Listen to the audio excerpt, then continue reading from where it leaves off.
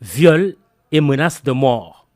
Après avoir instruit à charge et à décharge la célèbre affaire Sweet Beauté, le doyen des juges a décidé. Pour Oumar Maham Diallo, les charges contre Ousmane Sonko sont suffisantes pour le renvoyer devant une chambre criminelle pour jugement. Il s'agit, pour être précis, de la chambre criminelle du tribunal de grande instance hors classe de Dakar, la seule juridiction hors classe du pays. Ainsi donc, le président du Parti patriote africain du Sénégal pour le travail, l'éthique et la fraternité ira fatalement en procès avec son accusatrice, Adji Sarr. L'ordonnance de renvoi du juge d'instruction est en effet insusceptible de recours en appel pour l'inculpé. Autrement dit, dans le cas d'espèce, Ousmane Sonko ne pourra pas saisir la chambre d'accusation de la cour d'appel aux fins d'annulation de la décision du juge Diallo. Le procès étant désormais inévitable, place aux enjeux pour l'opposant. Le premier enjeu, et c'est une curiosité pour l'opinion, est lié à la stratégie du silence adoptée par M. Sonko, notamment sa posture face aux questions qu'il juge infamantes. À titre d'exemple, devant le procureur comme devant le magistrat instructeur, Ousmane Sonko a systématiquement refusé de répondre aux interrogations sur les relations sexuelles qu'il aurait entretenues avec la masseuse Adji Sarr. Il n'a pas non plus accepté de se soumettre à un test ADN. Un silence pour l'instant non payant pour l'inculpé parce qu'il ne lui a pas permis d'obtenir ce qu'il voulait, un non-lieu. La parole est d'argent, le silence est d'or. Tout l'enjeu est de savoir si l'adage jouera en faveur ou en défaveur du chef de l'opposition devant la chambre criminelle.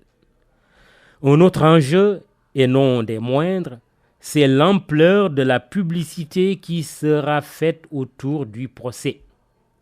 La chambre criminelle qui a remplacé la cour d'assises va-t-elle ou non organiser un procès public? La décision appartient à la juridiction et à elle seule. Dans un procès où il sera question de sexe, de sodomie et de toutes les salacités liées à une histoire de massage qui aurait mal tourné, on devine aisément que la décision du président de la chambre criminelle sera lourde de conséquences.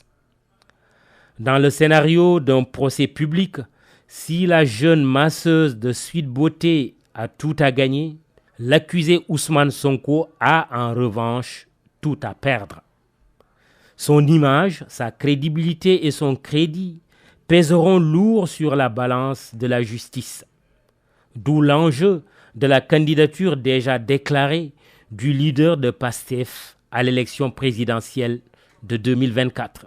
L'opposant Sonko le sait mieux que quiconque. Une condamnation ferme, un sursis ou même un acquittement au bénéfice du doute ruinerait ses chances de participation ou de succès à l'échéance électorale majeure prévue dans 12 mois.